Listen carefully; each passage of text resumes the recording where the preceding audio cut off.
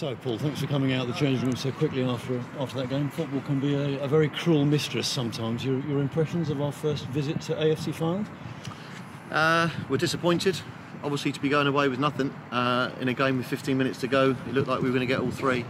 I thought the shape, the setup was ideal today against a very good Fylde side. I mean, they do particularly well at home, you know, and Aldershot have conceded 7 here, and Macclesfield 6 and Tranmere 5. So we couldn't overcommit with numbers, but the front three, you know, were given a task to get down the side. So I thought we did that. We got the goal from that as well, and we looked fairly comfortable. I mean, I thought it was a match-winning save from Jamie Butler. I mean, from where I was stood, that was a brilliant strike from Findlay, and he's known for them. It looked all the way as that was going into the top corner, and Jamie's pulled out a fantastic save. And after that, it looked like we were controlling the game in the sense of our shape. But you know, there's two errors on our part today, unfortunately. You know, the first goal, Louis got to win the tackle. I feel he's got to win the tackle, and he didn't, and it's gone through, and big deflection. I mean, it's a very unlucky goal, big deflection. And obviously Simon, who's superb all game, ball's rolled under his foot, and Danny Rose lethal from that sort of range. So, you know, 2-1, disappointing. But I'm not disappointed with the performance. I thought the performance was a lot better than it was on Monday, and I thought the shape looked good. It was good to get Cadogan back, and Bolanara, good goal for Wrighty, and I thought Eastman, you know, in particular with Davis and Walton were exceptional on the day. So some very disappointed, tired bodies in there, having travelled up on the day today. But as I keep saying, football's a cruel game. You know, it's a 90-10%, and the 90% is in there today. But we've had plenty of 10%. Started the game really well. Obviously snuffed out a lot of their challenges earlier on. The midfield battle was won really well, I think, by the three, Walton and obviously Eastman and Davis as well, and pressed really hard. And there was a real high octane, high energy game being played by the boys, and a great finish too by Tommy Wright. Nice to see him on the end of that. And as soon as he got the ball onto his left foot, only one place that was going. Yeah, I mean, Tommy's, by his own admissions, probably not been great the last 3 or 4 weeks. Tired as well. It's his first season at this level. But it's right today, you know, against them to get him buzzing around their big centre halves and running them down the channels. And I thought, you know, it was a good selection in that sense. When you saw him go down the centre, turn the centre half inside out, and great left foot finish. Really pleased for him.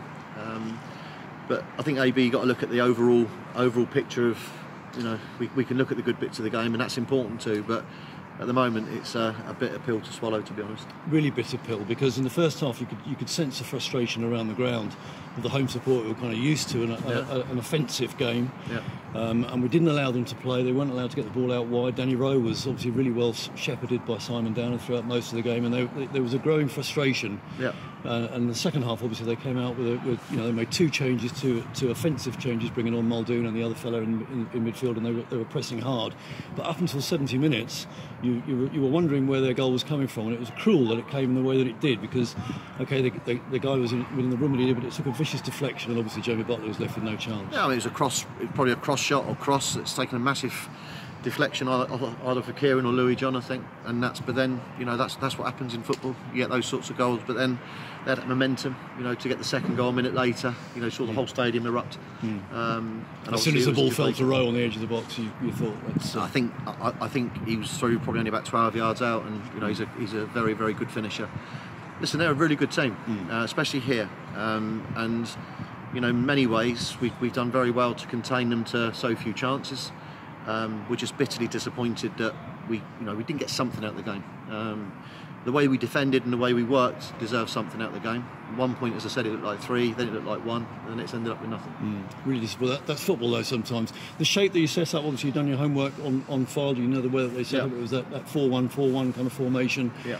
Simon Walton came in, did a really sterling job, and the energy displayed by Eastman and Davis in particular. I thought we were good. As I said, we had our two wide men as well were making sure their fullbacks didn't, you know, because they try and make the pitch very, very big, and it's their fullbacks to make the pitch very, very wide. Their outside players then come inside, and it's, you know, you've got to know tactically how to play against Fylde. And I thought today we did that. But as I said, when you look at the 2 errors on our part, a huge deflected goal, and then a gift of a goal for Rowe, you know, it makes it hard for you. The skipper, who's obviously a very influential player for them, as you say, you found that little slot just in the second half, just got in that little hole between the midfield and the defence and fired that shot in with 20 minutes to go. And when Jamie pushed that round the post, you thought this might well be our day. It was a terrific save. Yeah, I said that earlier. You know, I think it was a great save. And then, obviously, the way that the game ended up, we pushed on with bringing on Craig Dundas and obviously Byron to try and get something out of the game. Wouldn't quite fall. I was convinced that Simon Morton's header had fallen inside the post, but there you go. That's the day. No, I that's think the day that you today. have No, sometimes. I think today was going to be one of those days. In the end, as I said, it looked so good for 75 minutes. You know, Walton's got up in that last sort of minute, and you're hoping. But at that point, you know, I think today was in the stars that we weren't going to get anything, and sometimes you've got to take them on the chin and go again. Really disappointing because of the effort that was put in by the team, but you know, a real hard effort from the players, and congratulations to them on a hard-earned effort today. Good travelling support too. Yeah, I think, by the excellent. Amber Army. Yeah, excellent travelling support. You know, well over 100 here, and they'll be disappointed. I hope they're proud of the performance from the players. But you know, we need to try and get something Tuesday, even if it starts off with a point. You know, they've beaten Boreham Wood at home today, so they'll be on a high. And then we've got some couple of important games with Hartlepool and Maidenhead. So, you know, at the end of the day, after 46 games, which is a very long season, you end up where you deserve to end up. And we'll know in 3 or 4. We'll know in 3 weeks where we deserve to end up, whether that's 3rd, 4th, 5th, 6th or 7th. I think we'll make it into the playoffs. I've said that for some time. And this team's good enough to go and on a one-off game beat anybody. And that's where it's at.